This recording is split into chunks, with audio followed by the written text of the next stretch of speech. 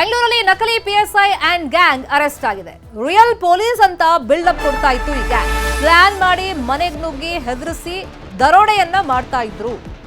ಬೆದರಿಸಿ ದರೋಡೆ ಮಾಡ್ತಾ ಇತ್ತು ಗ್ಯಾಂಗ್. ಇದು ನಕಲಿ ಪಿಎಸ್ಐ ಗ್ಯಾಂಗ್. ಇದು 4 ಜನ ಇದರಲ್ಲಿ ಅಂಡರ್ ಆಗಿದ್ದಾರೆ ಈ ಪ್ರಕರಣದಲ್ಲಿ ಅಂತ ಮಾಹಿತಿ ಇದೆ. ಬೆಂಗಳೂರಲ್ಲಿ ನಡೆದಿರುವಂತಹ ಘಟನೆ. ನಕಲಿ ಪಿಎಸ್ಐ ಅಂಡ್ ಗ್ಯಾಂಗ್ ಅರೆಸ್ಟ್ ಆಗಿದೆ. ಮನೆಗೆ ನುಗ್ತಾ ಇದ್ರು, ನಾವು ರಿಯಲ್ ಪೊಲೀಸ್ ಅಂತ ಹೆದರಿಸ್ತಾ ಇದ್ರು, ಬಿಲ್ಡಪ್ ತಗೋತಾ ಇದ್ರು, ಬೆದರಿಸಿ ದರೋಡೆ ಮಾಡ್ತಾ ಇದ್ರು. ವಿದ್ಯಾರಣ್ಯಪುರ ಠಾಣಾ ವ್ಯಾಪ್ತಿಯಲ್ಲಿ 4 ಜನರನ್ನು ಅರೆಸ್ಟ್ ಮಾಡಲಾಗಿದೆ. ಮಲ್ಲಿಕಾರ್ಜುನ್, ಪ್ರಮೋದ್, ವಿನಯ್, ಋತ್ವಿಕ್ ಅರೆಸ್ಟ್ ಆಗಿರೋರು. 2 ಬಾರಿ ಪಿಎಸ್ಐ ಪರೀಕ್ಷೆ ಬರೆದು ಮಲ್ಲಿಕಾರ್ಜುನ್ ಫೇಲ್ ಆಗಿದ್ದ. ಪಿಎಸ್ಐ ಆಗಿದ್ದೀನಿ ಅಂತೆಲ್ಲ ಊರಲ್ಲಿ ನಂಬಿಸಿದ್ದ. ಪೊಲೀಸ್ ಯೂನಿಫಾರ್ಮ್, ಲಾಠಿ, ಟೋಪಿ, ಶೂ ಎಲ್ಲ ಖರೀದಿ ಮಾಡಿ ಇಟ್ಕೊಂಡಿದ್ದ. ಪೊಲೀಸ್ ವೇಷದಲ್ಲಿ ಫೋಟೋ ಶೂಟ್ ಕೂಡ ಮಾಡಿಸಿದ್ದ. ನವೀನ್ ಮನೆಗೆ ನುಗ್ಗಿ ಡ್ರಗ್ ಪೆಡ್ಲರ್ ನೀನು ಅಂತೇಳಿ ಹೆದರಿಸಿದ.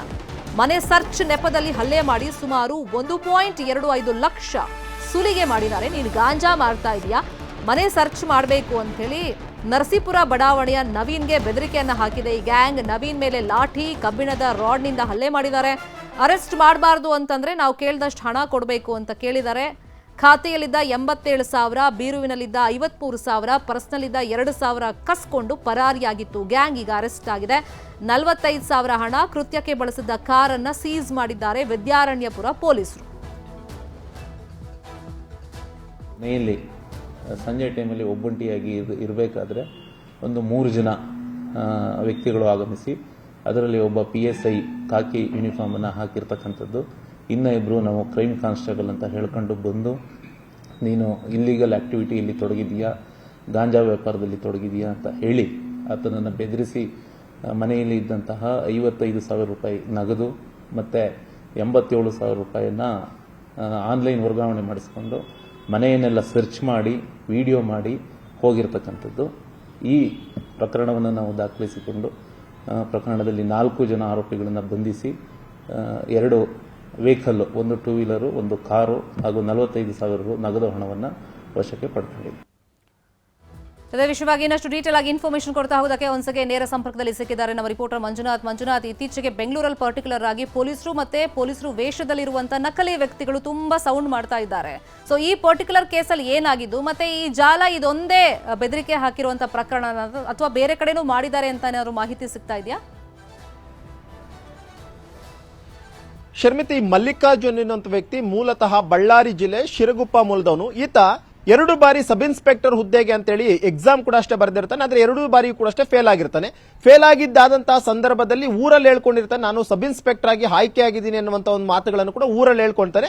ಇಲ್ಲಿ ಸಬ್ ಇನ್ಸ್ಪೆಕ್ಟರ್ ಯಾವ ರೀತಿ ಅಂತ ಡ್ರೆಸ್ ಗಳನ್ನ ಹಾಕೊಂಡ್ರೆ ಅದೇ ರೀತಿ ಡ್ರೆಸ್ ಅನ್ನು ಕೂಡ ಹೊಲಿಸ್ಕೊಂಡಿರ್ತಾನೆ. ಜೊತೆಗೆ ಶೂ ತಗೊಂಡಿರ್ತಾನೆ, ಲಾಠಿ ಸಮೇತವಾಗಿ ಪ್ರತಿಯೊಂದನ್ನು ಕೂಡ ಅಷ್ಟೇ ಮನೆಯಲ್ಲಿ ಇಟ್ಕೊಂಡಿರ್ತಾನೆ. ಯಾಕಂದ್ರೆ ಅವ್ರ ಊರಿನವ್ರು ಯಾರಾದ್ರೂ ಸಿಕ್ಕಂತಹ ವೇಳೆಯಲ್ಲಿ ನಾನು ಬೆಂಗಳೂರಿನಲ್ಲಿ ಸಬ್ ಇನ್ಸ್ಪೆಕ್ಟರ್ ಆಗಿ ಕೆಲಸ ಮಾಡ್ತಿದ್ದೀನಿ ಅನ್ನುವಂಥದ್ದು ತೋರಿಸ್ಕೊಂಡಿರ್ತಾನೆ.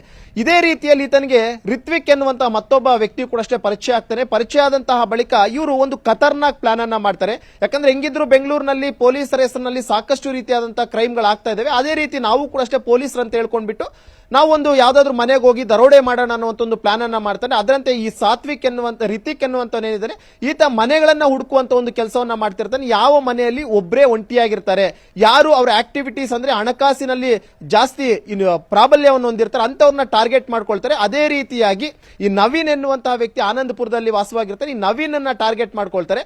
ಒಂದಿನ ಮಲ್ಲಿಕಾರ್ಜುನ್ಗೆ ಹೇಳ್ತಾನೆ, ನವೀನ್ ಎನ್ನುವಂತ ವ್ಯಕ್ತಿ ಮನೆಯಲ್ಲಿ ಒಬ್ಬನೇ ಇರ್ತಾನೆ, ಅವನು ಗಾಂಜಾ ಮಾರ್ತಿದ್ಯಾ ಅಂತ ಹೇಳ್ಬಿಟ್ಟು ಅವನ ಮನೆ ಮೇಲೆ ರೈಡ್ ಮಾಡುವಂತ ನಿಟ್ಟಲ್ಲಿ ಸೀನ್ ಕ್ರಿಯೇಟ್ ಮಾಡ್ಕೊಂಡು ಆ ಮನೆಯಲ್ಲಿರುವಂತಹ ದುಡ್ಡಿನ ಜೊತೆಗೆ ಅವನಿಂದಲೂ ಕೂಡ ಒಂದಷ್ಟು ದುಡ್ಡನ್ನು ನಾವು ತಗೊಂಡ್ ಬರ್ಬೋದು ಅಂತ ಪ್ಲಾನ್ ಮಾಡ್ಕೊಂತಾರೆ. ಈ ಮಲ್ಲಿಕಾರ್ಜುನ್ ಆಗಿರ್ಬೋದು, ಇವರು ಉಳಿದಂತ 4 ಜನರು ಕೂಡ ಅಷ್ಟೇ ಸೇರ್ಕೊಂಡು ಮಲ್ಲಿಕಾರ್ಜುನ್ ಯೂನಿಫಾರ್ಮ್ ನಲ್ಲಿ ಮನೆಗೆ ಎಂಟ್ರಿ ಕೊಡ್ತಾನೆ. ಉಳಿದಂತವ್ರು ನಾವು ಕ್ರೈಮ್ ಸ್ಟಾಫ್ ಅಂತ ಹೇಳ್ಕೊಳ್ತಾರೆ. ನಿಮ್ಮ ಮನೆಯಲ್ಲಿ ಗಾಂಜಾ ಮಾರ್ತಿದ್ದೀರಾ ಅಂತ ಹೇಳ್ಬಿಟ್ಟು ನಮಗೆ ಮಾಹಿತಿ ಇದೆ, ಮನೆಯನ್ನ ಸರ್ಚ್ ಮಾಡಬೇಕು ಅಂತ ಹೇಳಿ ಇಡೀ ಮನೆಯನ್ನ ಸರ್ಚ್ ಮಾಡ್ತಾರೆ. ಎಲ್ಲಾ ಬಟ್ಟೆ ಬರೆಗಳೆಲ್ಲವನ್ನೂ ಕೂಡ ಕಿತ್ತಾಕ್ತಾರೆ. ಕೊನೆಗೆ ಹೇಳ್ತಾರೆ, ನೀನು ಪೊಲೀಸ್ ಸ್ಟೇಷನ್ಗೆ ಬರಬೇಕು, ನಿನ್ ಮೇಲೆ ಕೇಸ್ ರಿಜಿಸ್ಟರ್ ಆಗಿದೆ ಅಂತ ಹೇಳ್ತಾರೆ. ಆವಾಗ ಕೊನೆಗೆ ನವೀನನ್ನ ಮನವೊಲಿಸ್ಬಿಟ್ಟು ಅವನಿಂದ ಸುಮಾರು 50,000 ರೂಪಾಯಿ ಹಣವನ್ನ ಇವರು ಫೋನ್ ಪೇ ಮುಖಾಂತರವಾಗಿ ಮತ್ತು ಇನ್ನು ಉಳಿದಂತ ಒಂದಷ್ಟು ಹಣವನ್ನು ಸೇರಿದಂತೆ 1,30,000ಕ್ಕೂ ಅಧಿಕ ಹಣವನ್ನು ಅಲ್ಲಿಂದ ತಗೊಂಡ್ಬಿಟ್ಟು ಅಲ್ಲಿಂದ ಇವರು ಎಸ್ಕೇಪ್ ಆಗ್ತಾರೆ.